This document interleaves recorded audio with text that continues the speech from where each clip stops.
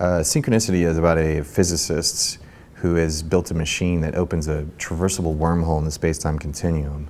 And the first time he runs an experiment on it, a mysterious dahlia from the future arrives, and it's his first clue that leads him in almost like a detective search in a strange kind of sci-fi noir way. He meets a woman who he first perceives to be some sort of femme fatale who's trying to conspire to steal his machine, and then eventually he goes through the wormhole himself, and only to discover that maybe some of the things he thought were not necessarily true. My name is Jacob Gentry. I'm the writer-director of Synchronicity, that's had its world premiere at Fantasia Film Festival. One of two of my obsessions are noir movies, especially the ones from the 40s, and some from the 50s. And, you know, trying to combine something like Laura, Otto Preminger's movie, or Out of the Past, with something like, you know, Outland, or 2010, or something like that, you know what I mean? And because I think that one of the inspirations for the movie was a scientist at the Large Hadron Collider in CERN. They're kind of like cosmic detectives.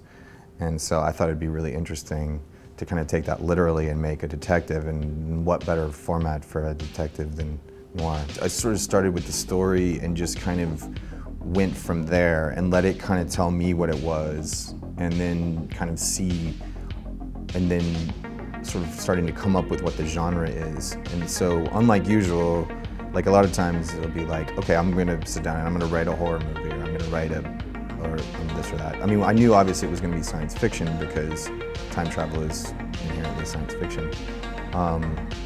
But at the same time, I wasn't quite sure until even when we were developing it and in pre-production, like exactly what kind of movie it is. I was like trying to find it, and then it just kind of fell into place once we got all those things together.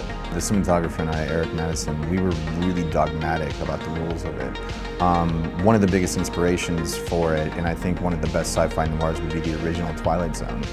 And it was also really inspiring for us because the original Twilight Zone was done with just a few actors and a really small budget, but they were able to kind of make the story and the concepts make it feel much bigger, and then the harsh shadows and the lighting, and if you go back and look at some of those, but also the movement of the camera. We didn't use any Steadicam movie. We used handheld very sparingly and only when it was specific to a certain kind of sequence. I try to do as much like sort of in-camera trickery as possible, and very dogmatic about the color palette. We didn't have any red in the movie except for the dahlia, and we just kind of try to stick to these strict adherence of rules as far as the colors and the lighting and the smoky atmosphere, because we really just wanted to kind of give that feeling that you want to just live in. I mean, that's kind of what my favorite science fiction and my favorite noir movies do, is that they just make me want to go there and just kind of live in that world, you know? It's like you want to be running through the tunnels of Vienna like in The Third Man, or you want to be, you know, on some of these exotic locations. You want to be on the spaceship in Solaris or something like that.